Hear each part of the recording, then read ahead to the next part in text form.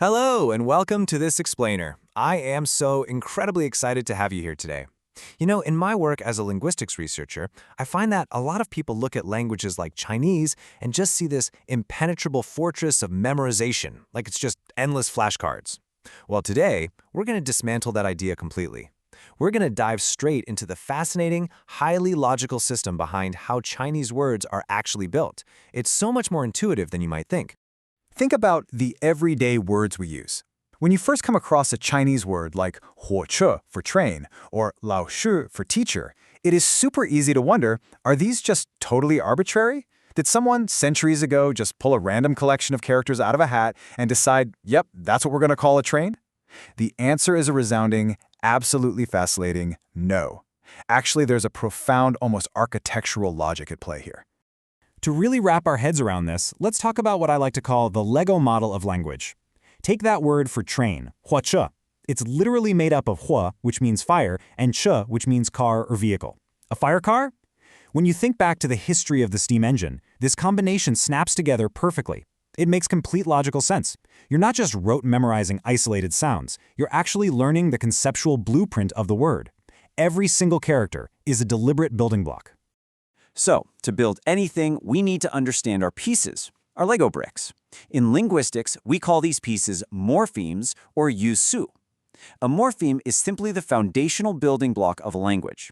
It is the absolute smallest unit of meaning you can possibly have. If you try to break it down any further, it just falls apart. You lose the meaning entirely.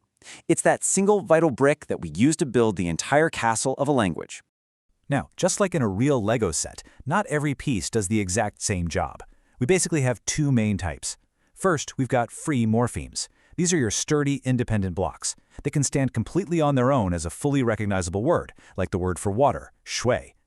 But then we have bound morphemes. Think of these as those specialized, tiny connector pieces. They definitely carry meaning, but they absolutely need a partner to work. They can't just float around by themselves in a sentence. Getting a grip on this distinction is the real secret to seeing how vocabulary organically grows and branches out, rather than just piling up. Section 1. Crafting compound words, the blueprints of meaning.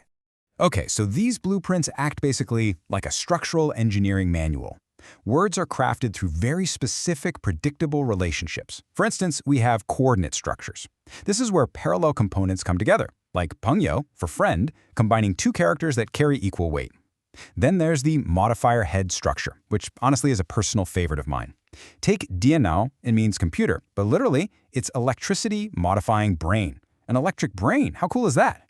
We also see verb-object structures, where an action meets a target, like kōda to mean expand. And finally, subject-predicate structures, where an entity is described. Digen means earthquake, literally translating to the earth shakes. It's like every single word is telling its own precise little microstory. From an academic standpoint, this brings us to an incredibly validating realization for anyone learning a language. When we look at simple, blended, and compound words across different languages, we see that Chinese is doing the exact same thing English does. English compounds words like blackboard, literally a board that is black. Chinese compounds words like bai cai or bok choy, a vegetable that is white. It shows that the underlying cognitive mechanics of human language are beautifully universal. No matter where we are, we're all essentially building with the same types of conceptual blocks. Section 2. Language as a cultural mirror, modern slang. Language isn't just some dusty, static museum of ancient logic. It is a living, breathing cultural mirror. And right now, in our contemporary digital age, we are witnessing an absolute explosion of linguistic creativity. We're going to look at three modern innovations: Tang Ping, meaning lying flat, Wang Mei, meaning internet celebrity, and AI Xingcheng, meaning AI generated. These are not just fleeting, trendy internet slang, they're prime examples of real-time morphological evolution. Let's start with tongue ping, or lying flat. Structurally, it's super simple. It just combines a verb, to lie down, with a complement, flat. But sociologically, wow, it carries profound weight. Coined by young people, it expresses this deep, palpable sense of modern burnout. It's a linguistic rebellion, really, a conscious, quiet rejection of intense societal pressure and the exhausting rat race. Through a very simple, ancient grammatical rule, an entire generational shift in mindset is captured so perfectly and so empathetically. Similarly, Wang Mei, short for internet celebrity, is a brilliant reflection of the times we live in. It combines Wang for network or internet with Mei for beauty. And guess what? It relies on the exact same modifier-head structure we saw earlier with electric brain. Then we have AI shengsheng, which effortlessly pairs a foreign, cutting-edge acronym with the traditional Chinese verb for generation. These examples are amazing because they show us that the ancient blueprints of Chinese grammar are incredibly elastic.